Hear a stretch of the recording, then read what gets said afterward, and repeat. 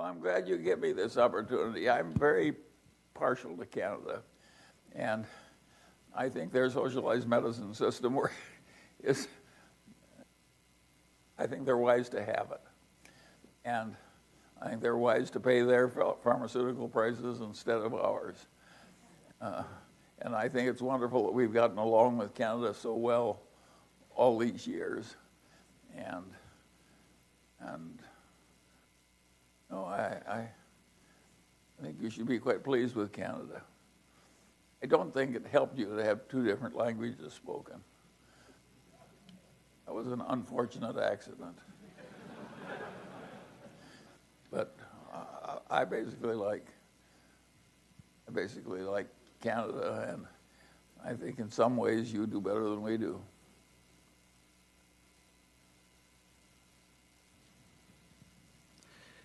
Good morning, Mr. Jerry points out that we have customers in Canada. He's encouraging me. Yes, go ahead. Good morning, Mr. Munger. R.J. Manuelian. I'm an attorney just like yourself, following in your footsteps, currently investing.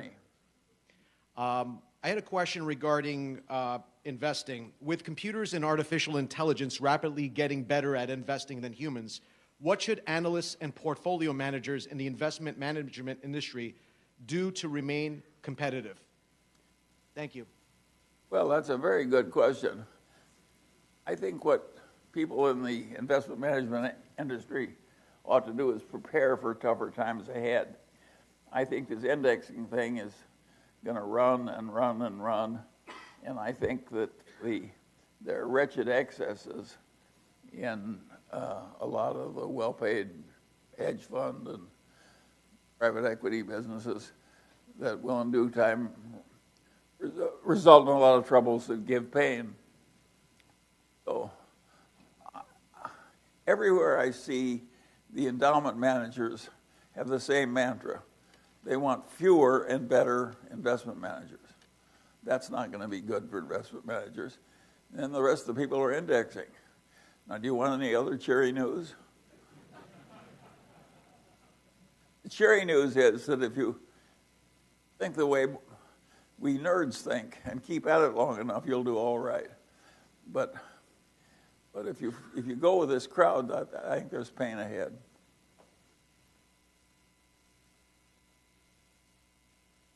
Hi, Charlie, on your left. My name's Jonathan Bird, and I'm from Phoenix. In the past, you've recommended index funds for most people seeking wealth accumulation. And in the past, Warren Buffett has recommended using the sell-off strategy for income as opposed to chasing dividends. If we synthesize those ideas, it seems like the best course of action for investing over a lifetime is to use index funds for accumulation and the sell-off strategy for income and retirement. Would you agree with that? And if so, what benefits do you see in using that strategy? Thank you. Well, I think the reason it's growing is that for most people it does work better. And on the other hand, there's a huge proclivity to gamble. It's very interesting to play in a game where the returns are variable. And so there's a huge lure that comes to gambling. So in China, the ordinary holding period for the individual investor is short. They love to gamble in stocks. This is really stupid. It's hard to imagine anything dumber than the way the Chinese hold stocks. And they're so good at everything else. It shows how hard it is to be rational. But I don't think investment management is going to... I think there are lots of troubles coming. There's too much wretched excess. Charlie, my name is Parth Chaudhary. I'm an investor from India. Once again, I want to thank you so much for the time that you spend with us and give us so much of your time. I had a question regarding the Stoics. It's something I've read after you've started. You actually mentioned it. There's a great, anybody who's read your life, you're a testament to the idea that to not be a victim, but to be a survivor. And it's an attitude that has helped me in my short life so far. Could you perhaps expand on that idea, how it's helped you, and how that is perhaps one of the greatest ways to live your life out regardless of what happens to you? Well, of course, feeling like it's rather interesting to make change. Some people are victimized by other people. And if it weren't for the indignation that causes, we wouldn't have reforms that we need.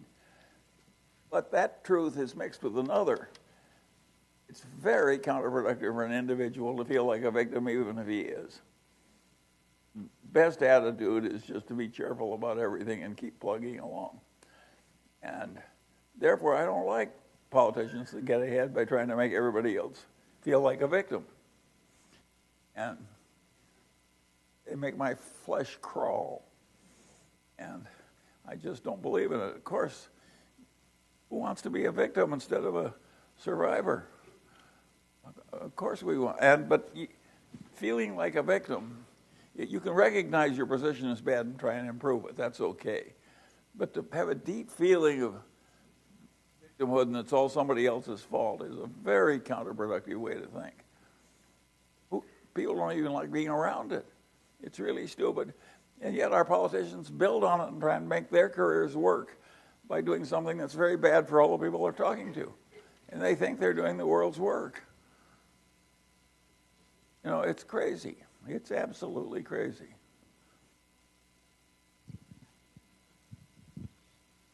Hi, Mr. Munger. Yeah. It's a privilege to be here with you. My name is Paul Smith from Boulder, Colorado. The Daily Journal and Berkshire own a lot of the very large banks. I suspect many people in this room do. I know I do. Kind of tailgating you and Mr. Buffett. My question is concerning some of the fintech technologies coming up. Your position on crypto is very clear, but some of the other fintech technologies, my question is, do you see them as being a threat to the long-term profitability of those large banks? Well, I don't know much about crypto technologies except to avoid them. So, and by the way, I have a lot of things. I have what I call the too hard pile. And if you're fit in my too hard pile, I throw you into my too hard pile and don't think about them. Now, every once in a while, I take something on or drift into something really difficult. And then I continue doing it just because I'm perverse. The Daily Journal is basically a ridiculous enterprise. It's really difficult. And I'm enormously rich, and I'm 96 years old. Yet I care terribly how it works out. A little insane. I don't wonder why would you come here and talk to a nutcase like me? But no, I hate things like Bitcoin. I mean, I hate things that are intrinsically antisocial. Of course, we need real currencies. And one of the interesting things about the current condition is that we Americans have created the reserve, by accident, have created the reserve currency of the world. And the world needs a reserve currency. And I don't sense any great sense of trusteeship among my fellow Americans for behaving very well in our responsibilities to the rest of the world with our own currency. Our attitude is we'll do what pleases us. That's not my view. I think once you get a big responsibility to other people that are depending on you, you ought to think about them too. Mr. Munger, we have record budget deficits, record unemployment, and record expansion of the balance sheet. Why do you think we don't have inflation? And secondly, could you recommend some good books you've read the last year? Well, regarding inflation, you know, the economists of the world thought they knew a lot more than they did. What has happened is weird, that in response to the Great Recession, all the nations of the world have printed money like crazy and have bought all kinds of investment assets. And they've done things that nobody in the economics profession would have recommended on this scale, even 5 or so years ago. And yet the inflation has been very low. I think we all have a lot to be modest about when we talk about economics.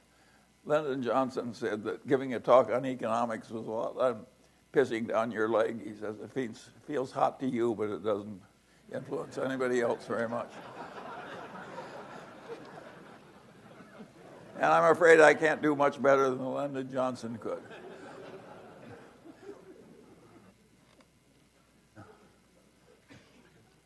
Books? Any books you recommend? Oh, books. Oh, people send me books more than I can read. And I've gotten so I skim a lot of them very rapidly. And I'm not sure I'm the right one anymore to do. Books are so important to me all my life that I find that I used to read fewer books and read them better than I do now. And of course, I don't see very well. So maybe you should talk to some younger man about your books.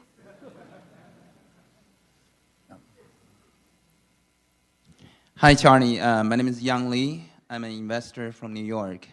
Thank you so much for this great platform to learn from you and sharing your wisdom. My question is about your outlook for global market and economy, especially given the slowdown in global economy driven by Chinese economy and also the rise in geopolitical risk. So what's your take on market and economy going forward? Thank you. Well, I am mildly optimistic about China for a variety of reasons. Nobody has ever taken a big nation ahead as fast as China has come ahead. And I think they've done a lot right. So I'm a big admirer of what's happened there. If you stop to think about it, they were in a Malthusian trap, and they prevented 500,000 babies from being born. And they did it by methods that we wouldn't like in the United States. But I think they were doing the world a favor, and I think that what they did was admirable. So basically, I don't have this hostility toward China. I really admire what the Chinese people have achieved, and I think, considering that they started as communists, their leaders are pretty good. And it's amazing. Imagine a communist country creating this enormous period of growth and prosperity and lifting 800 million people out of poverty. And so I like what's happening in China, and I think the United States ought to get along with China. And China ought to get along with the United States. And regarding the global situation, it's so peculiar to have negative interest rates. And one other thing I greatly admire is, and this will strike you as very peculiar, there's one modern nation which has had like 25 years of stasis. How can anybody admire 25 years of stasis? Well, I think the Japanese have handled 25 years of stasis with magnificent skill and philosophy. Japan is not going to hell. They don't like 25 years of stasis, but they take it like men, and they aren't bitching and wailing, and they don't act like victims. And so I really admire the way the Japanese have handled their adversity. And I don't think the adversity came from a lot of mistakes. I think the adversity to Japan, they were an export powerhouse, and up came China and Korea. Of course they had some troubles. We'd all have troubles if we had way tougher competition. And so I think that's I don't think Japan's stasis was Japan's fault. I think it just happened. And I think they bear up in it magnificently well in order to be greatly admired. And of course, they got into this defect-free manufacturing ethos in a big way and led the world in it. So I think the United States has a lot to learn from Asians. Think of how everything's clean in Japan. You don't see any homeless sleeping defecating in the street either. Oh, I think there's a lot to be said for Japan. Charlie, thank you very much for having us here today and sharing your wisdom and your beliefs. I was hoping that you might share with us some examples of how you've used disconfirming evidence to change some of your important, determinedly held beliefs. Well, of course, being able to recognize when you're wrong is a godsend. If you take a good bit of the Munger fortune came from liquidating things we originally purchased because we were wrong. Of course, you have to learn to change your mind when you're wrong. And I actually work at trying to discard beliefs. And most people just try and cherish whatever idiotic notion they already have because they think if it's their notion, it must be good. And I think, of course, you want to be re-examining what you previously thought, particularly when disconfirming evidence comes through. And there's hardly anything more important than being rational and objective. Just think of all the dumb things you can do in life. Think of the brilliant people who are just utterly brilliant who do some of the dumbest things. You won't have any trouble thinking of examples. In fact, most of us can think of our own action in the last year or two, and we can all pull up an example or two. It's hard to be rational. Good morning, Mr. Munger. Thank you so much for teaching us. I also want to thank Mr. Kaufman. Here comes my question. I recently watched a documentary that introduced the economic masters Keynes and Hayek. I would like to know your comments on both of them and which economic theory you would prefer. And to take a step further, if applied to personal goal setting, which model would you advise us to follow between planning and flexibility? Thank you very much. Well, Keynes, of course, was a very interesting man, and he probably had more influence on the economics profession than anybody, maybe excepting Adam Smith. And of course, I lived in the Great Depression, and his ideas were exactly right for fixing the Great Depression. And what happened was we got out of it finally because accidental Keynesianism came in, courtesy of Adolf Hitler in World War II. And so I don't see how you could study economics without Keynes. Hayek is more complicated, and I don't think I'm the world's best understander of Hayek. I've read him, and I tend to rather admire him, but I'm not sure I totally agree with him. It's too tough for me. Therefore, I quit Clement to you. Hi, Mr. Munger. Yeah. Over this side?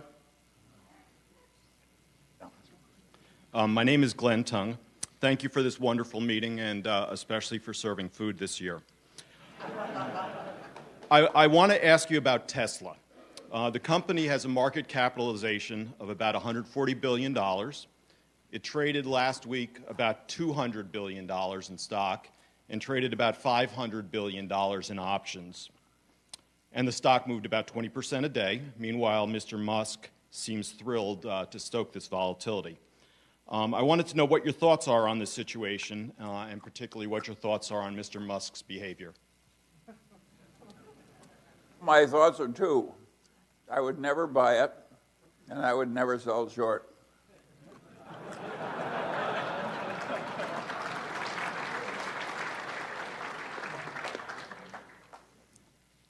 I have a third comment. There was a man found in Los Angeles for years named Howard Amundsen.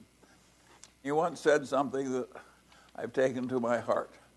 He said, "Never underestimate the man who overestimates himself." I think Elon Musk is peculiar, and he may overestimate himself, but he may not be wrong all the time.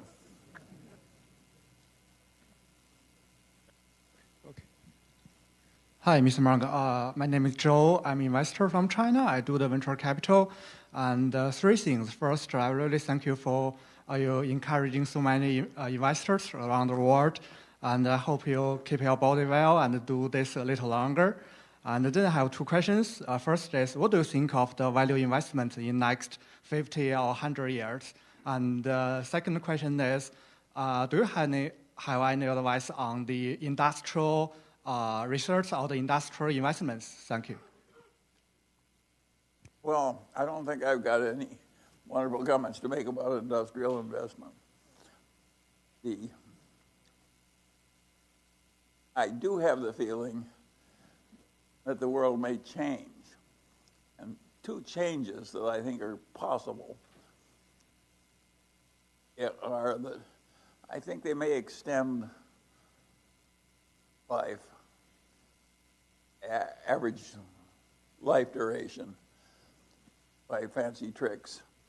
And I think they may reduce cancer deaths by fancy amounts. Well, I think weird things may happen. And I do not intend to make money out of any of this if it happens to me. But I think of what's already happened in technology. Imagine the whole internet developing and whole different things, and all those old companies, all the daily newspapers dying, and total change in manufacturing processes. And there's been a lot of change, and of course it's caused a lot of loss to people that own stocks. And I do have the feeling that more that was really important has probably already happened, and it's going to happen from this point forward. How much better can it be once you have enough to eat and mate you like and a few other things? You know, what is extra money going to do for you? So I do think that my generation had the best of all this technical change. You know, our children stopped dying, living standards went way up, air conditioning came. There were a million good things that medicine greatly improved. They could replace your aching joint when it caused agony. And I don't think we're going to get as much improvement in the future because we've conquered so much already.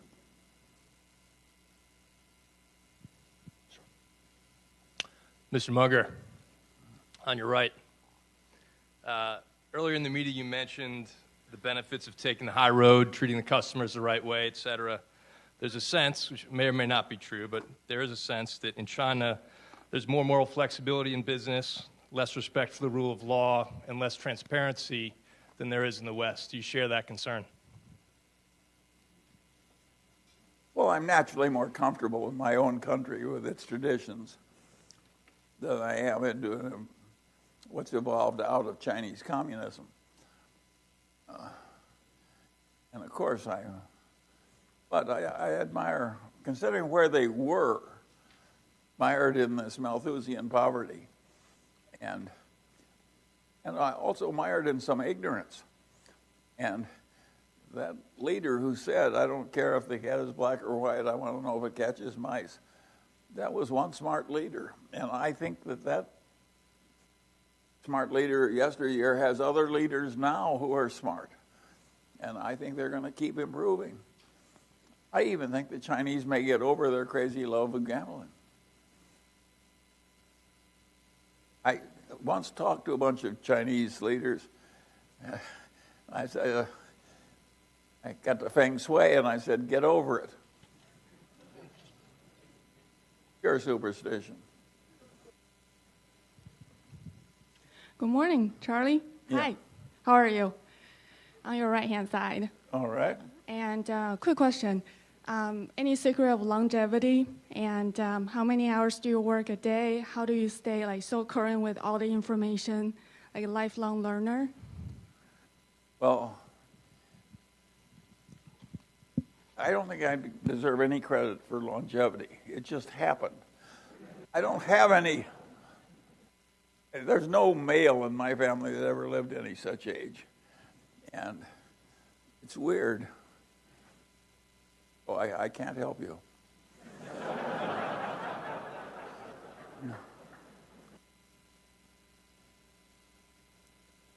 Oh. Okay. Okay. Hey, Charlie, good morning. It's Jason Leader, Bel Air, Texas. Thanks for your time, and also thanks for your perspective. You mentioned earlier that some mental tricks have been helpful to you. One was taking the high road. The other is being perfectly rational. What other mental tricks have been helpful to you during your life? And also you touched on excesses, and you're worried about some excesses, whether it's in venture capital, private equity, political sphere, and also, I guess, in government debt. What other excesses do you see in the system right now? I don't think the opioid epidemic, I don't think the wide use of opioids has helped us either. There's always some miserable excess. And it's a very complicated subject. Do you remember how the Chinese emperor got rid of opioid addiction when something like 1 male in 8 or something like that in China was an opium addict? He didn't have to kill very many people. He just said death penalty for users, no exceptions. And away went his addiction problem. I think somebody may try some of that stuff sooner or later if things get awful enough. And it may not be the worst way to handle it. With that cheery note, I'll go to the next question.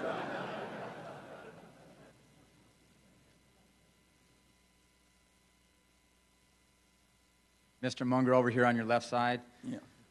I'm a father of 3 young children under the age of 14, and my question to you is, what would you recommend to teach children on how to prepare them to be successful in life?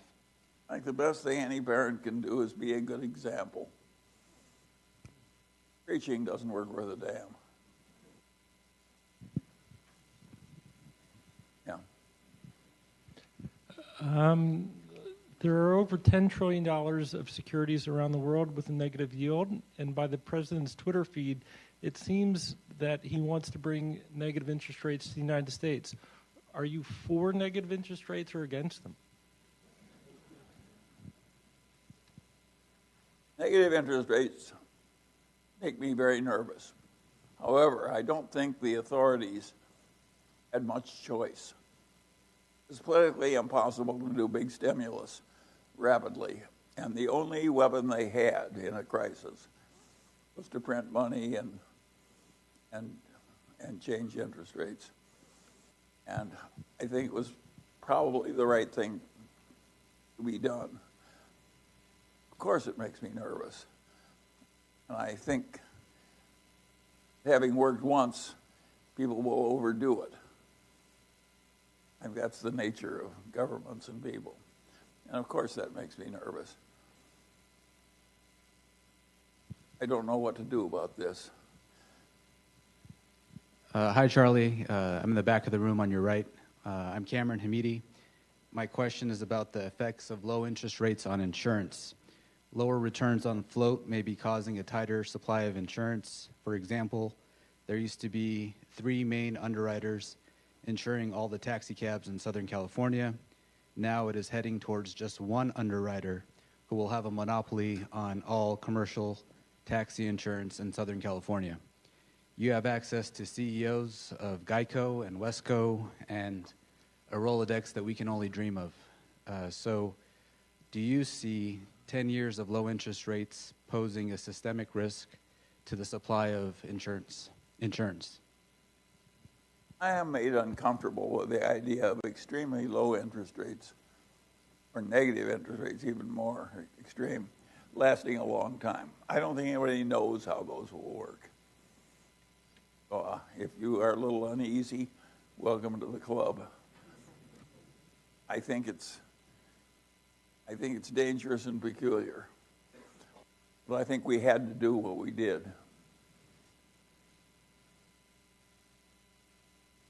In other words, I don't have any good solution for you. I think you're right to be worried about it.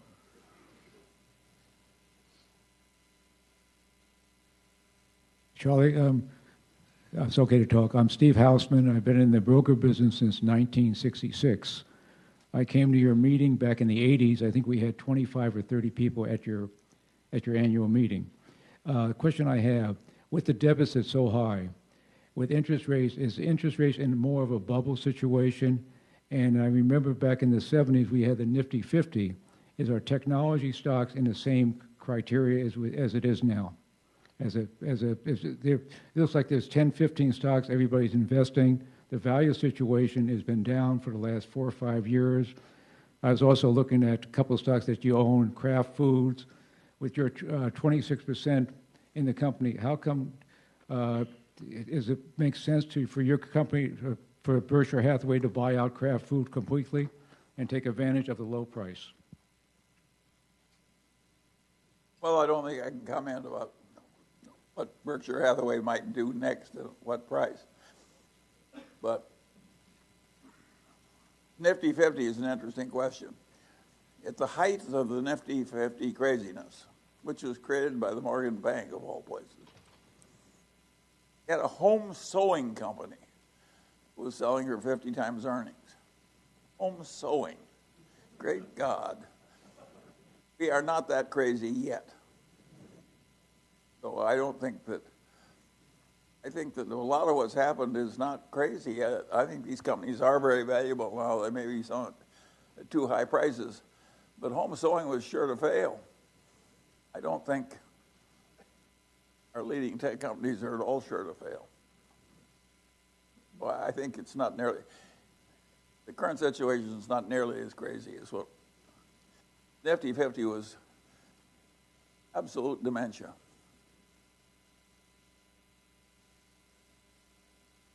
So, hi, Mr. Munger. My name is Nicholas Ganchev. I'm currently pursuing my MBA at USC Marshall. Many of my classmates are considering careers in private equity and venture capital. You yourself mentioned that some of your family are having careers in private equity. You also mentioned that you see a lot of excess in that sphere. What advice do you give to your family that is starting careers in private equity, and what advice would you give to young people as a whole starting careers in those sectors? Thank you. My family is not very interested in what I think about their career choices. And I respect their disinterest. But I do think we've got way too much wretched excess. Anytime you're inventing new names to sort of mislead people, like adjusted EBITDA, but think of the basic intellectual dishonesty that comes when you start talking about adjusted EBITDA. You're almost announcing you're a flake. And yet our respectable people talk that way and charge fees for talking that way. It's ridiculous. And so I don't like the wretched excess. I don't like all these transactions where one private equity group sells to another and the guys who really own it are just sort of raising the fees higher and higher for owning the same in the intellectual mix. There's a lot that's financed by its nature. The temptations are too great and it goes to wretched excess.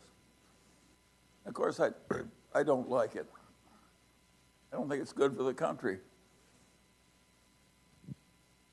I would argue that the wretched excess that led to the Great Depression, which led to the rise of Hitler, I think we pay a big price eventually for wretched excess and stupidity and greed and so forth.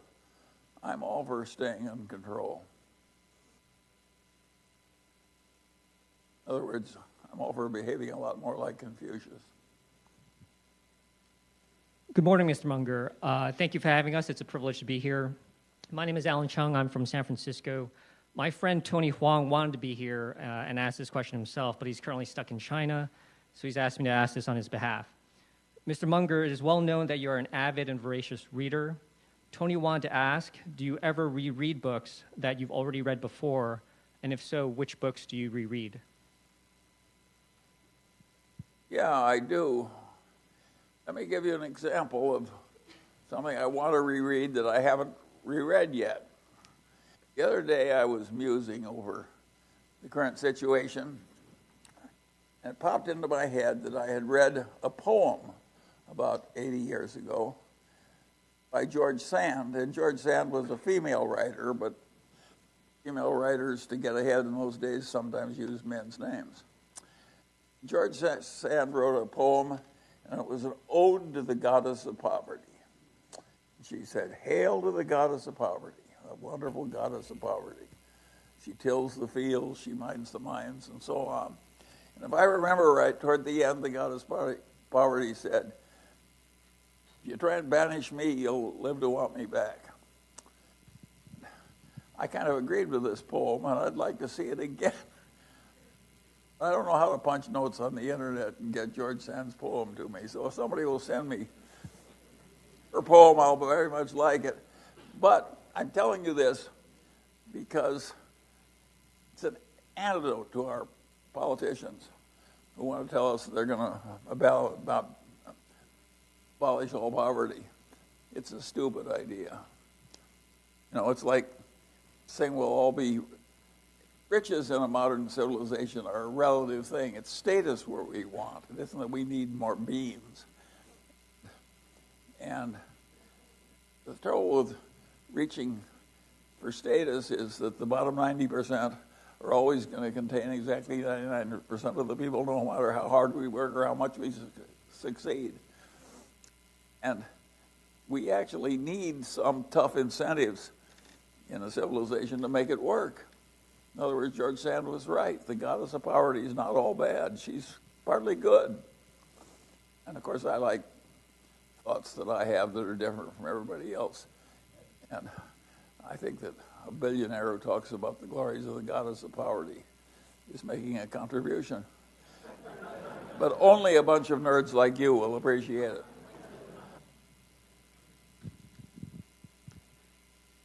Mr. Munger? Yeah. In here in the back. Thank you once again for taking our questions today. Really appreciate it. Just wanted to ask you a quick question about the fact that you were an early proponent of electric vehicles, specifically your investment in BYD.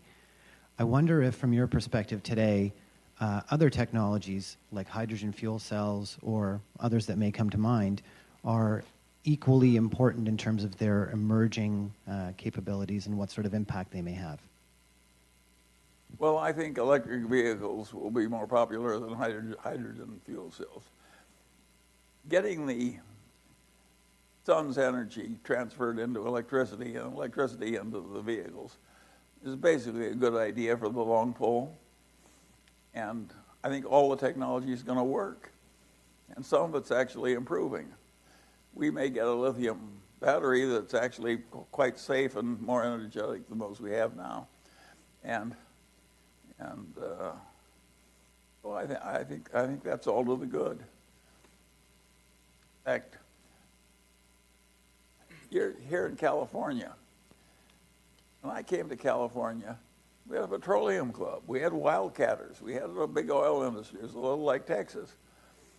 I don't think we found any new oil to speak of in California in decades. I think it's dangerous to rely on hydrocarbons for energy. Of course, we've got to take more of it directly from the sun. I think that Texas will eventually get to be like California. Mr. Munger, good morning. I'm Sergio from Dominican Republic, and my question is, do you think it's necessary for America to recover a positive trade balance to keep its prosperity in the next century? The answer is no.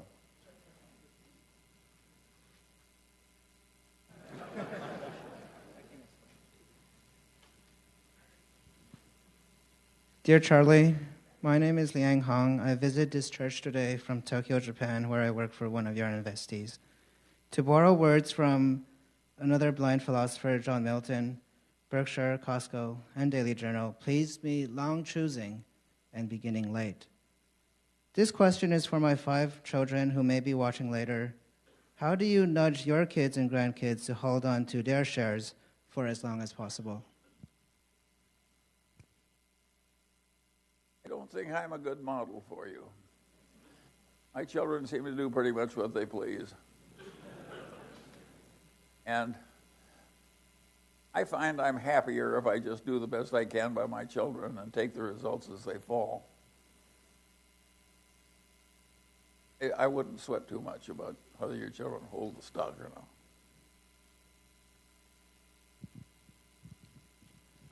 not. Good morning, Mr. Munger. Right here. I'm Ariman. I'm a student at USC, and just had a quick question. I'm 18 right now. I'm in college, and sometimes I lose interest in what I do. And you're 96, and you're so passionate about what you do. So what keeps you going? Like, how do you still have the motivation? Thank you. Well, maybe I've been lucky. I like what I do. I have wonderful partners and friends. I have a nice family. My problems are interesting to me. I have been a very fortunate man, and I don't know how to make everybody else lucky. Well, I could have had a different hand and been some miserable alcoholic throwing up in the gutter. I don't think I deserve any great credit for having stumbled into a reasonable amount of publicity. I do think that trying to be rational helped. That's the only thing you've got if you're a fellow nerd. There's no point in you're not going to be a sex object. You may have to rely on your rationality.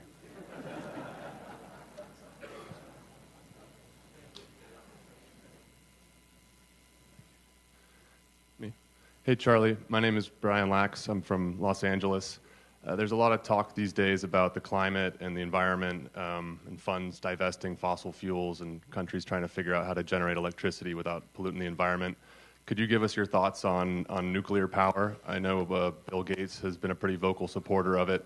And I read that Warren used to invest in uranium back in the 50s, and he more recently helped fund a